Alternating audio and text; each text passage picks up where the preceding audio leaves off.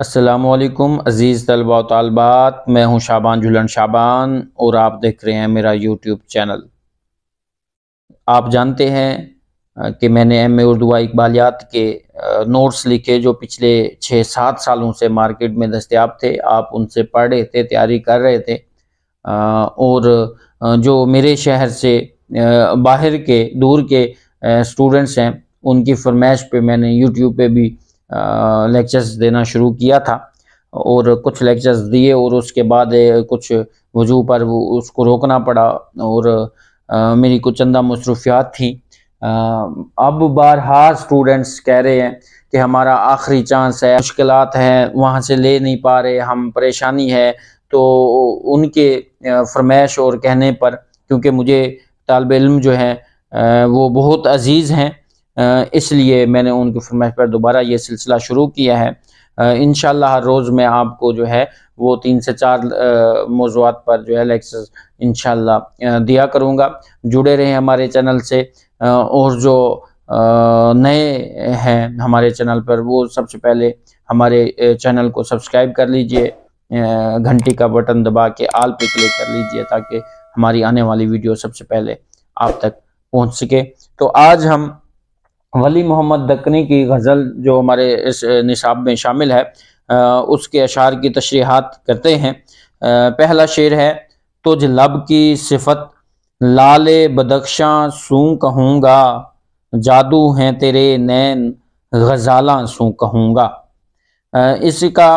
کس طریقے سے ہم نے اس کی تشریح کرنی ہے، اس کا کیا طریقہ کار ہے، وہ میں پچھلی ویڈیوز میں بتا چکا ہوں۔ پھر میں ابھی جو ہے آپ کو صرف بتا دیتا ہوں کہ آپ نے سب سے پہلے حوالہ شعر لکھنا ہے، اور اس کے بعد آپ نے تفصیلیہ کی علامت لگانی ہے۔ اس کے بعد نیچے آپ نے لکھنا ہے صنف سخن، اور اس کے سامنے آپ نے رابطہ کی علامت لگانی ہے، یعنی 2 نقطے لگانے ہیں، اور اس کے سامنے آپ لکھ دیں گے غزل، اور نیچے لکھیں گے شاعر کا نام، اور وہی رابطہ کی علامت یعنی 2 نقطے لگا کے آپ آگے لکھیں گے ولی محمد دکنی۔ اور اس کے بعد آپ مفہوم لکھیں گے، اور مفہوم کے سامنے تفصیلیہ کی علامت رابطہ اور اس کے کالن اینڈ ڈیش یہ لگانے کے بعد آپ اس سے نیچے والی لائن پہ لکھیں گے مفہوم کے: شاعر یہ کہہ رہے ہیں کہ تمہارے ہونٹوں کی تعریف، خوبصورتی، نزاکت یا رنگینی، یا ان سب کا ایک ساتھ بیان میں بدخشاں کے لال کے سامنے کروں گا۔ ہرن جس کی آنکھیں سب سے خوبصورت سمجھی جاتی ہیں، اس سے جا کر میں یہ بات کہوں گا کہ میرے محبوب کی آنکھیں کیسی جادو کرنے والی ہیں۔ اب اس کے بعد آپ اس کی تشریح لکھیں گے، اور اس کے بعد بھی تفصیلیہ کی علامت اور نیچے لکھیں گے: شعر گوئی کی خداداد صلاحیت رکھنے والے عظیم شاعر اردو غزل کے بابا آدم ولی محمد دکنی اپنی مشہور زمانہ غزل کے اس شعر میں کہہ رہے ہیں کہ اے محبوب، جب میں تمہارے ہونٹوں کی تعریف بدخشاں کے لال سے کروں گا، وہ بھی حیرت زدہ رہ جائے گا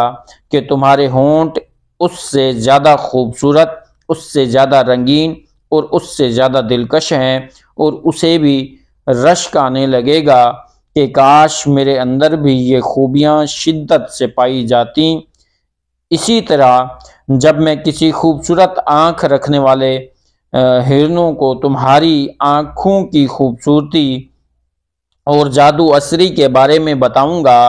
تو وہ بھی یہ سن کر انگشت بدنداں رہ جائے گا، یعنی انگلی جو ہے وہ ہونٹوں میں دبائے سکتے کی حالت میں حیرت زدہ مبہوت رہ جائیں گے، اور اس بات پر رشک کرنے لگیں گے کہ کاش میرے اندر یہ خوبیاں جدت کے ساتھ پائی جاتی۔ اب یہ اس کی فکری تشریح یعنی فکری جائزہ ہو گیا، تشریح ہوگی۔ اب فنی حوالے سے دیکھتے ہیں کہ غزل کے اس مطلع کے دونوں مصروں کا آپس میں کوئی ربط نہیں ہے، اسے ہم 2 لخت مصرے کہیں گے۔ ویسے تو اس پوری غزل میں انداز تخاطب یعنی کسی کو مخاطب کر کے یہ شعر کہے گئے ہیں۔ اگر ہم تنقیدی نقطہ نظر سے اس شعر کو دیکھتے ہیں تو ان دونوں مصروں میں کوئی ربط دکھائی نہیں دیتا، اس لیے شعر کا مفہوم بھی واضح نہیں ہو پاتا۔ کیا کہیں یہ کام شاعر نے جان بوجھ کے تو نہیں کیا؟ کہیں وہ ہمیں ذہن پر زور ڈالنے کے لیے مجبور تو نہیں کر رہے؟ شاید شاعر کو قاری سے امید ہے کہ وہ خالی جگہ کو فل کرے۔ بہرحال رواں بہر خوبصورت تشبیہات اور جدید اردو زبان کا امتزاج نظر آتا ہے جو ولی دکنی کی عارفیت کا ضامن ہے۔ اسی طرح دوسرا شعر: دی حق نے تجھے بادشاہی حسن نگر کی، جا کشور ایران میں سلیماں سوں کہوں گا۔ تشریح ہے: شعر گوئی کی خداداد صلاحیت رکھنے والے عظیم شاعر اردو غزل کے بابا آدم ولی محمد دکنی اس شعر میں اپنے محبوب کے ظاہری حسن کا ذکر کر رہے ہیں۔ وہ اتنا حسین ہے کہ اس کے حسن کی وجہ سے اللہ تعالیٰ نے اسے حسن کے شہر کی بادشاہت عطا کر دی ہے، تمام حسینوں کا سردار اور ان میں سب سے ممتاز بنا دیا ہے۔ اپنی اس مملکت پر اسے کیسا تصرف حاصل ہے، وہ حسینوں کے درمیان اسے کہیں بزرگی، بلندی، شرف اور کیسی عزت حاصل ہے،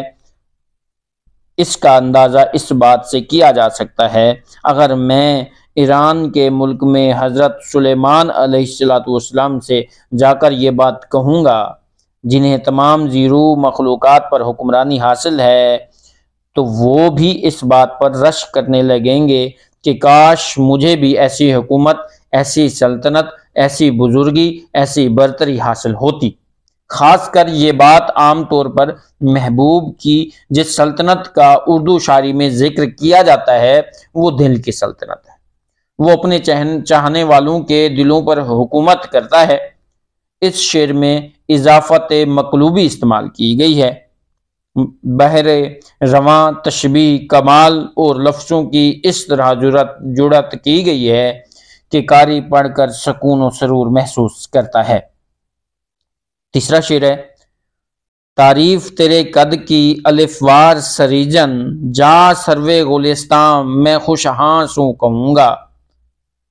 تشریح: شاعر کہہ رہے ہیں کہ اے محبوب، میں تمہارے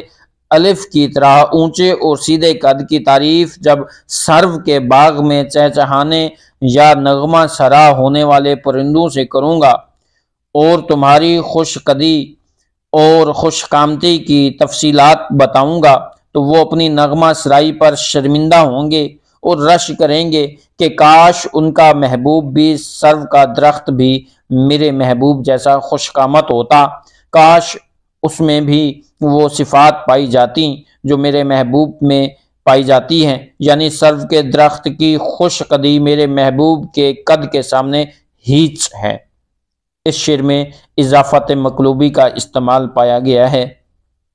بحر رواں تشبیہ، کمال اور لفظوں کی اس طرح جڑت کی گئی ہے کہ قاری پڑھ کر راحت محسوس کرے۔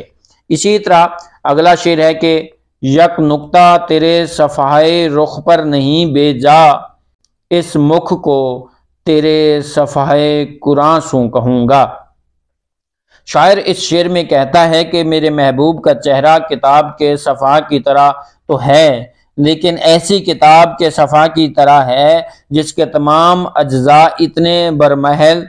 اتنے موزوں اور اتنے متناسب ہیں کہ اگر میں یہ بات قرآن سے جا کر کہوں گا تو قرآن جیسی کتاب بھی جو توازن، تناسب، موزونیت اور برمحل ہونے کی بہترین مثال ہے، وہ بھی اس بات پر رشک کرنے لگے کہ یہ خوبیاں میرے اندر کیوں موجود نہ ہوئیں، کاش میرے اندر بھی یہ خوبیاں موجود ہوتی۔ محبوب ہوتا ہی ایسی چیز ہے کہ اس کے چکر میں قرآن بھی زد میں آ جاتا ہے، وہ محبوب ہی کیا جس کی موجودگی میں یہ سب باتیں یاد رہیں۔ شاعر نے اس شعر میں محبوب کے چہرے کے لیے صفحہ کا استعارہ استعمال کیا ہے، چونکہ کتاب کے صفحہ پر بہت سے زیر زبر، پیش اور نقطے ہوتے ہیں، اس لیے محبوب کے چہرے کے نقوش کو ان نقطوں سے تعبیر کیا ہے۔ پھر اس استعارہ کو اور وسعت دی اور پھر کہا کہ کتابوں میں سب سے عظیم کتاب جسے ام الکتب یعنی کتابوں کی ماں قرار دیا گیا ہے، وہ قرآن ہے جس کی مکمل حفاظت کی ذمہ داری خود اللہ تعالیٰ نے اپنے ذمہ لی ہے، اس میں کسی طرح کی تبدیلی ممکن نہیں، اور حسن کی یہ تعریف کی گئی ہے کہ وہ بھی اس کتاب یعنی قرآن پاک کی مانند موضوع، متناسب اور برمحل ہو۔ اس غزل کا آخری شعر ہے: بے صبر نہ ہو اے ولی اس درد سو ہرگز، چلتا ہوں تیرا درد میں درما سوں کہوں گا۔